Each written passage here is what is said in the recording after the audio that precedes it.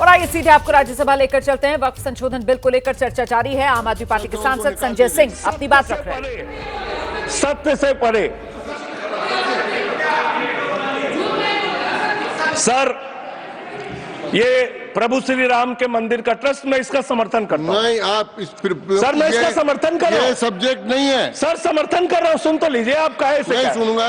District magistrate proceeding में नहीं आएगा सर, मेरी बात तो बिल्कुल नहीं आएगा सर, मेरी बात सुन लीजिए।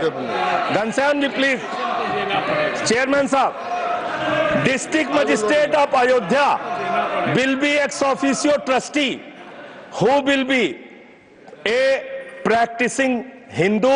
If the DM is not Hindu, then additional district magistrate will be an ex officio member of the trust. हम इसका समर्थन करते हैं सर। हिंदू धर्म के ट्रस्ट में हिंदू को मेंबर होना चाहिए, आपने लिखा, हम इसका समर्थन करते हैं। लेकिन आप दूसरे धर्मों के ऊपर कह रहे हैं। कल को आप गुरुद्वारा कमेटियों में कहेंगे सिख नहीं, दूसरे धर्म के लोग इसमें आएंगे। कल को आप जैन कमेटियों में घुसड़ेंगे, बौद्धों की कमेटियों में घुसड़ेंगे। ये बात गलत है, ये पूरी तरीके से गलत है।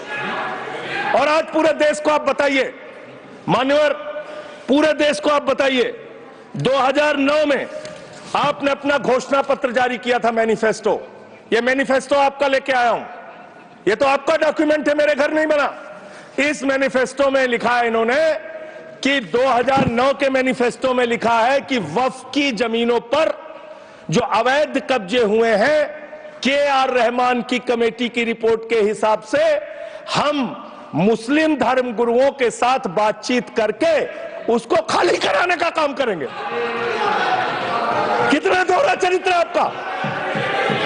आपने कहा वक्फ की जमीनों को खाली कराने का काम करेंगे जिसपे कोई और कब्जा कर रखा है। मान्यवर, एक और बात, सुप्रीम कोर्ट के अंदर आप कह रहे हो कागज चाहिए, कागज चाहिए। मंत्री जी ने कहा कागज चाहिए। मंत्री जी, आपको कागज की बहुत जरूरत होती है, कागज आपको चाहिए। आपकी सरकार ने 2020 में, ये पूरे देश को देखना चाहिए, पूरे देश को सर, 2020 में मैं जेपीसी का मेंबर था, एक कागज वहां मिला मैं 2020 में सुप्रीम कोर्ट में। सर आप, मेरी बात नहीं आ रही सर, मेरी बात नहीं आ रही। 2020 में मान्यवर, इस भारत की सरकार ने, मोदी जी की सरकार ने शपथ पत्र दिया सुप्रीम कोर्ट में। से क्या लिखा हुआ है? 99% वक्फ की संपत्तियां डिजिटाइज हो चुकी हैं।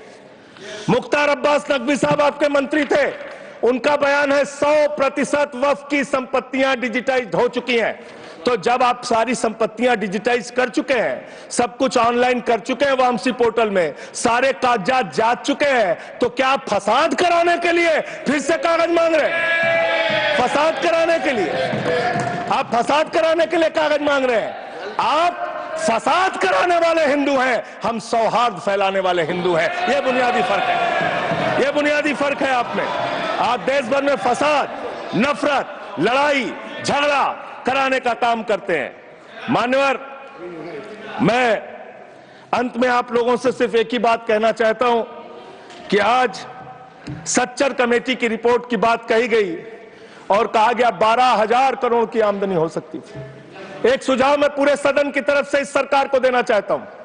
12,000 करोड़ की आमदनी की चिंता है वक्फ की, करोड़ों मुसलमानों की चिंता है आपको। एक अपने दोस्त को पकड़ के लाइए, नीरव मोदी को 20,000 करोड़ वसूलिए, 12,000 करोड़ वक्फ को दीजिए, 8,000 करोड़ अपने पास रखिए। 8,000 करोड़ का आपको मुनाफा होगा, 12,000 करोड़ वक्फ को दे दीजिए, करोड़ों मुसलमानों का भला हो जाएगा। मान्यवर, अंतिम बात कह के आपने कहा सच्चर कमेटी की रिपोर्ट से 12,000 करोड़ की आमदनी की बात कही गई है। अर्ध सत्य मत बोलिए, पूरा सत्य बोला कीजिए। सुविधाजनक सत्य मत बोलिए, पूरा सच बोला कीजिए। मंत्री जी, इसमें लिखा हुआ है सच्चर कमेटी की रिपोर्ट में कि भारत की सरकार ने, राज्यों की सरकार ने अलग अलग राज्यों में, अलग अलग जगहों पे 365 वक्फ की संपत्तियां कब्जा कर रखी हैं। आप उसके बारे में नहीं बताते, आप अर्ध सत्य बोलते हैं। मैं तो जेपीसी का मेंबर रहा हूं, मुझे सब पता है। तो इसलिए मान्यवर, आप फैला रहे हैं झूठ। ट्रिब्यूनल के फैसले, बस खत्म सर, खत्म। असत्य, सत्य से परे मान्यवर, सत्य से परे मान्यवर। ट्रिब्यूनल के लिए ट्रिब्यूनल के लिए आप कह रहे हैं उसको अपील नहीं की जा सकती। हाई कोर्ट का फैसला ट्रिब्यूनल के फैसले के खिलाफ आया है, सुप्रीम कोर्ट का फैसला ट्रिब्यूनल के फैसले के खिलाफ आया है। आपने कहा 5 साल का प्रैक्टिसिंग मुस्लिम होना चाहिए। कैसे प्रैक्टिसिंग मुस्लिम तय करेंगे सर? आप क्या मुसलमानों के घर में सीसीटीवी का कैमरा लगाएंगे? कौन नमाज पढ़ रहा है, कौन नमाज नहीं पढ़ रहा है, कौन मुसलमान है, कौन मुसलमान नहीं है? आपने मान्यवर ऐसे ऐसे प्रावधान इसमें रखे हैं जो बड़े अजीब हैं, जो अपने आप में ये बताते हैं कि आपकी मंशा सिर्फ देश में झगड़ा कराने की है, नफरत फैलाने की है, फसाद कराने की है। आपकी मंशा कहीं भी मुसलमानों का या किसी वर्ग का भला करने की नहीं है, नहीं है और नहीं है। बस एक अंतिम बात कह के अपनी बात समाप्त करूंगा। ये काम आपने देश के अंदर बहुत अच्छा शुरू कर दिया। आप एक काम करते हैं, देखो मुसलमानों को ठीक कर रहा हूं, दूसरी तरफ महंगाई बढ़ रही है, नुकसान हिंदुओं का। 94 लाख करोड़ रुपए शेयर बाजार में डूब रहा है, नुकसान हिंदुओं का। 11 लाख बच्चे स्कूलों से बाहर निकल गए, नुकसान हिंदुओं का।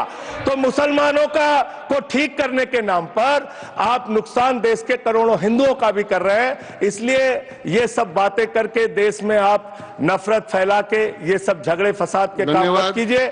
और अंत में आपसे एक ही बात कहना चाहता हूं, अभी भी वो मौका है इस बिल को जो गैर संवैधानिक है, जो बाबा साहब के संविधान के खिलाफ है, इसको वापस लीजिए। धन्यवाद मंडल। श्री दूंगा ही। अरे संजय सिंह जी को मैं जवाब देना चाहता हूँ, सबका जवाब देंगे, लेकिन समस्या ये है, माननीय मंत्री जी को हस्तक्षेप करने का अधिकार है। जब मैं when I reply to everybody please, मैं सबको जवाब दूंगा। मैं सिर्फ इतना ही कह रहा हूं कि संजय सिंह इतना तर्कहीन जगह भी नहीं है, वो पॉइंटलेस बात करता है, बिल से संबंधित नहीं, इधर उधर का बात करता है। पॉइंट में बात कीजिए, मैं जवाब दूंगा बाद में। Shri येरम Venkat Subba Reddy, Shri येरम Venkat Subba Reddy. Sir, I would like to thank you for giving me the opportunity to participate in a very crucial legislation that is having potential to change the fate and faith of course of our Muslim brothers and sisters. We are very citizens of the country, faith and I mean to say, faith on the institution of Parliament and Constitution of India. तो वक्फ संशोधन bill कल लोकसभा से पास हो चुका है और आज राज्यसभा में दोपहर 1 बजे केंद्रीय मंत्री किरण रिजिजू ने पेश किया है। फिलहाल उसी को लेकर चर्चा जारी है। विपक्ष की तरफ से सरकार की घेराबंदी, सरकार की नीयत को लेकर की जा रही है और सरकार बार बार इसी बात को दोहरा रही है कि सरकार ये कदम मुसलमानों की भलाई के लिए और साथ ही साथ वक्फ में पारदर्शिता लाने के लिए कर रही है।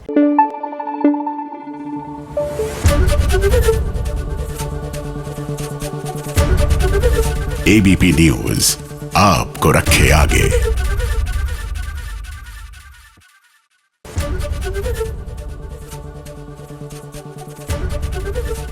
एबीपी गंगा, खबर आपकी, जुबान आपकी।